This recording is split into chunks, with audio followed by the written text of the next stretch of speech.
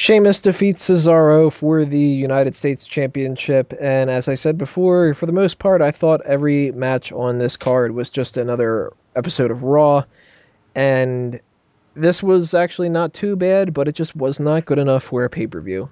We have seen these two have other matches before, and it was just on par, and they didn't do that on a pay-per-view, so they didn't up the game at all. And that was a disappointment. I know a lot of people are probably disappointed that Cesaro didn't win. I didn't expect him to, and that wasn't the reason why I'm disappointed. I just think that the match quality was not good enough. Drew?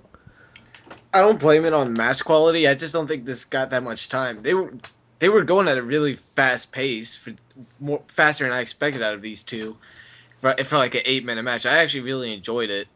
And I thought they went with the roll up finish, which I thought was weird at first, but if they're gonna do a quote unquote heel turn like they've been kind of hitting that with Sheamus, it kind of makes sense going for the cheap win early. But hey, a win's a win. Sheamus is on my team. That's a win as well. So hey, I liked it for what it was. It was pretty good. Payton?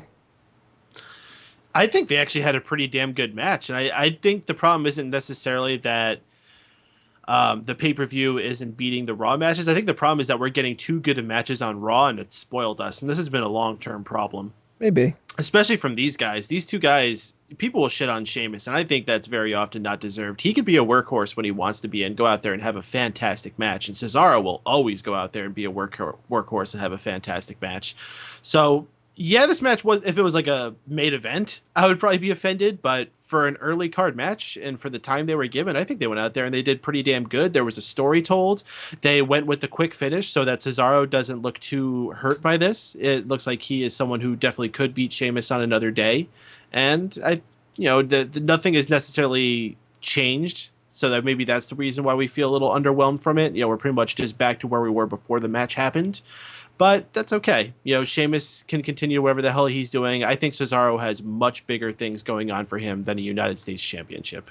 Can I mention one thing first before we move on to Wago? Go for it. It's that whenever we do the spin now, and it was really bad this time, people, can we just fucking learn how to count it? Oh my God. Right? It was really bad this time. Maybe that's why he got distracted. Maybe he was like, God damn it, people fucking count. 1, 2, 3, fuck. It is like a pretty easy thing to do. I mean, you wait until he makes a rotation. That counts as 1. But people do that all the time when they can't count stuff right. I mean, when the Royal Rumble comes down, count it on the microphone so everyone gets it right. Maybe. But even with the countdown for Royal Rumbles, it shows on the screen, 10, 9, and people are like 4, 3. And for some reason, people just can't get that right. I don't know why. We hate math. We hate math. Wago, your thoughts on Sheamus versus Cesaro?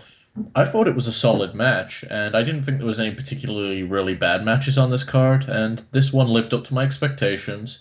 And if Sheamus was going to win, they did it the right way. They had him have to use a small package, and that way, even in defeat, Cesaro looked strong. So I was happy with the way this ended. So that's a good way of looking at it on a more optimistic side. There's not necessarily bad matches on this card.